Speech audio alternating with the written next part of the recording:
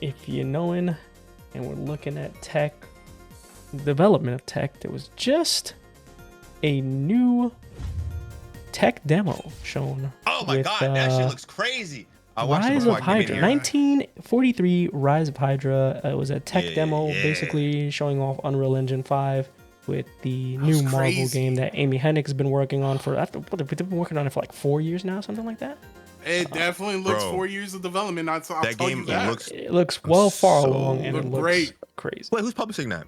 Good question. Right? It's Amy Hennig's studio. I forget what they're called. We brought it up a couple weeks ago. Who's producing it though? EA? No, I don't think so. Marvel Games? Really? Actually, let me look at this.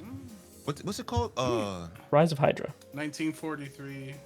I want to know who's producing this game. Let's see. Rise of Hydra. Oh, a godlike name, by the way. That's gonna I'm already interested.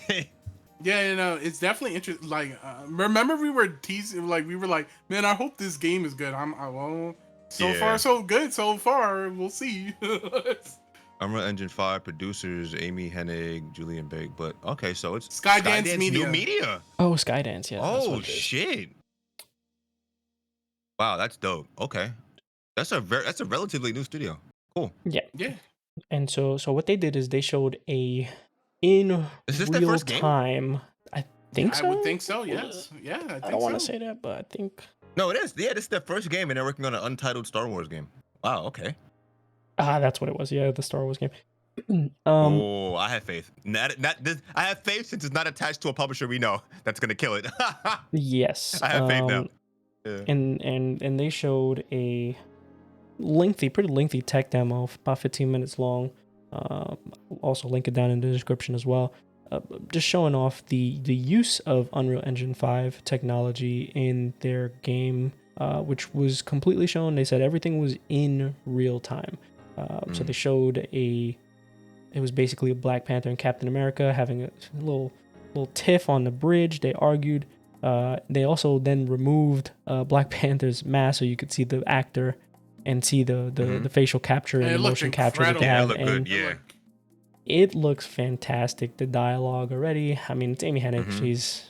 She's got a great reputation. And everyone's pretty sold on it for now. I think they just want to see gameplay, and I think that's all we just need to see. It's kind of like the fingers crossed. Yeah, right. Yeah, that's like the only thing. But they were talking about in that tech demo how, and this is where we're starting to see a lot of the developers really take advantage of Unreal 5, where they're able to cut memory but make things more layered. They're able to, like, basically things that would take up a lot of memory, now they're able to mitigate that so they can do a better quality game and not like hopefully as long as it doesn't have shader compilation stutter, that's all I care about. Anytime I see Unreal Engine, I'm just like, oh boy. Yeah, I know, because especially a lot of those jank games, especially in the beginning of it, but hopefully this is like them like, all right, we know how to use it now, and we'll see. But impressive start so far, impressive environments. Yeah, it looks great. I'm not really worried about the writing. The acting seems pretty on par. I'm a huge Captain America fan. Freak's a huge Captain America fan. It's funny we can say that about a game like that confidently. Yeah, I'm not worried about the writing. Yeah, Amy Hennig is dope. I don't care about that's fire. I mean, there's not very many you can say that about. She kind of proved her flowers, right? Yeah, it's just that there's not very many you can say that about. Like, how many video game writers can you say that about? That's crazy. Yeah. So, I mean, out of all the things about this game, I'm not worried about the writing. I'm worried about the gameplay, but I'm not worried about the writing. The most important part, of course. Yeah. Yeah. I'm worried about the gameplay. But, it's kind of weird, right? Like these are my reservations, and it's not so much reservations. It's something that I feel like I need to get over, and I feel like that maybe a lot of people need to get over because it could potentially hold some games on certain properties back. It's just that I've just gotten so used to Chris Evans as Captain America. So anyone else, it kind of takes me out of, it takes me out of the element for a minute. I'm sure I'll get used to it. You got cursed by the Hollywood imprint. I get over that shit quick because first of all, he's just so good. He doesn't want to. I got over it because it's been so long. It's been a while. Well, not only that, but this one, I think that's why they decided to do a 1943 game versus like, hey, is do a present day Captain America game, because 1943 is kind of like, hey, new beginning, new universe, blah blah blah. Like, so you can kind of reintroduce these characters. Like, it's not even the same. Well, obviously, it's not the same Black Panther because it's 1943. So it's his it's T'Challa's grandfather. Right. So just because with all those elements in there, like, I can, like, I didn't go there personally where it's like, oh, where's Chris Evans? And, no, yeah, I think people take it negative too quickly. Yeah, I forgot. Yeah, and eventually, bro, there are plenty of people who could play Captain America. You know what I'm saying? And Chris Evans had his run, and now it's gonna be time for someone else when that happens eventually. What the fuck Marvel's doing? I don't know. I don't even think. I know. I love the movies. Everyone in here loves the movies, but let's be real. It's that Marvel, like, influence. I mean, the Marvel said that MCU influence.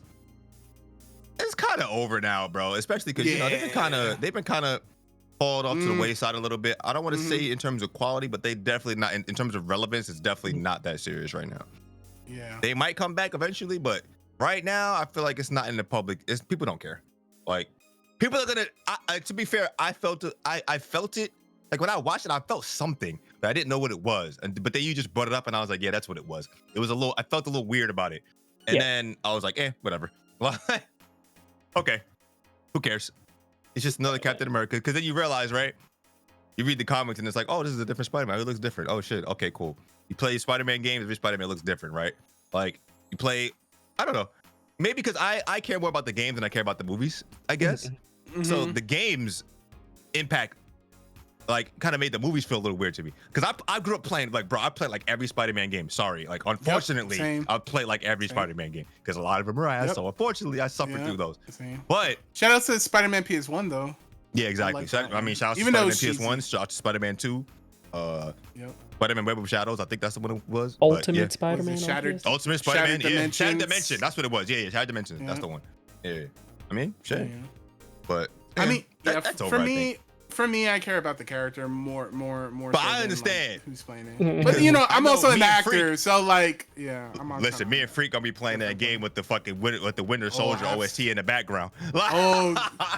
Wait, you're not gonna even include me in that? You know, I was rocking the Winter Soldier while I was playing the Avengers, bro. Right, my bad, man. I'm sorry. I actually might have to take it to the first Avenger, Alan Silvestri score. You know what I'm saying? Oh, let's go. True. That shit was fire. Yeah. But like I said, I don't want it. I know because I know that's gonna affect people in a negative way. For me, like I said, it's something that I acknowledge that I have to get over because I don't want it to keep me from enjoying it. Yeah, it's just a little weird, right? Like for me, it's just like it's a EU thing. I get it. And I think I could get over it because I kind of got over it with that Avengers game, and that was even worse because that was even worse because it was the whole crew. Yeah, that was right in the midst of everything of Marvel at the top of his game too. Wasn't that when the Endgame game had just come out or something like that? Yeah. Like, so for that one, that was more of a glaring thing because it was clearly they were trying to do MCU, so then why not just bring in the MCU? They came out like 3 months after Endgame, didn't it? Yep, pretty much. Yeah. So they had to do that. So in that case, in that case, there's the disconnect there, right?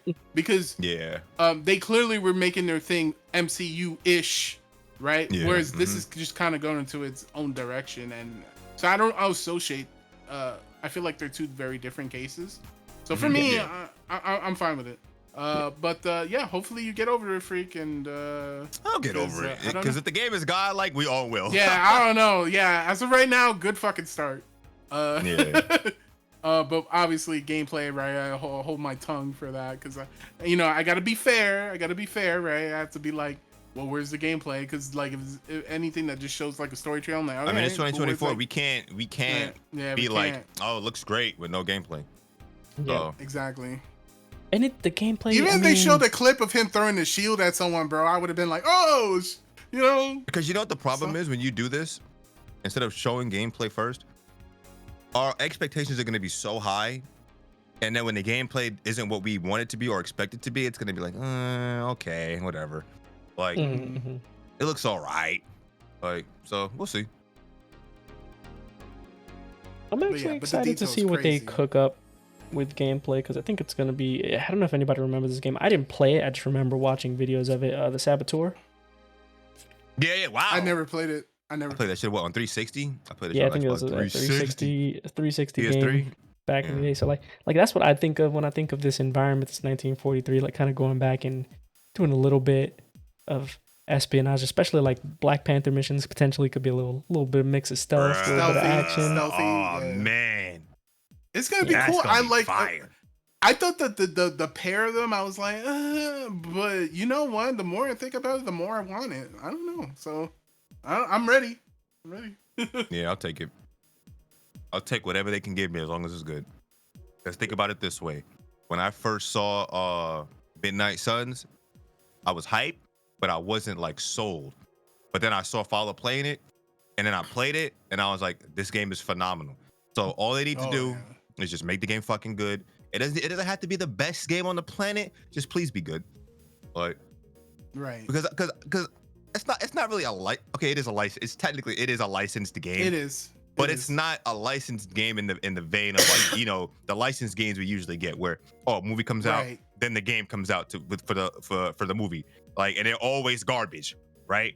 So hopefully we're in an era where a lot of these licensed games are not crap, because Spider-Man, I can't say Spider-Man. Batman was the first game to do it. Okay, it wasn't the first game to do it, but it was the game that made licensed superhero games, you know, be more thought out. I guess I would say, because after that, Spider-Man came out, right? Amazing. They're working on Wolverine. Hopefully, it's amazing. Who's doing it? Who's doing fucking Blade or whatever? I forgot. It's a French studio, right? The developer of Dishonored. Dishonored, right? Dishonored, Yeah. I forgot what their name is. But I forgot. But either way, Arcane Studios. Yeah, either way, we're in an era where hopefully a lot of these licensed games get, you know, the love that they actually freaking deserve.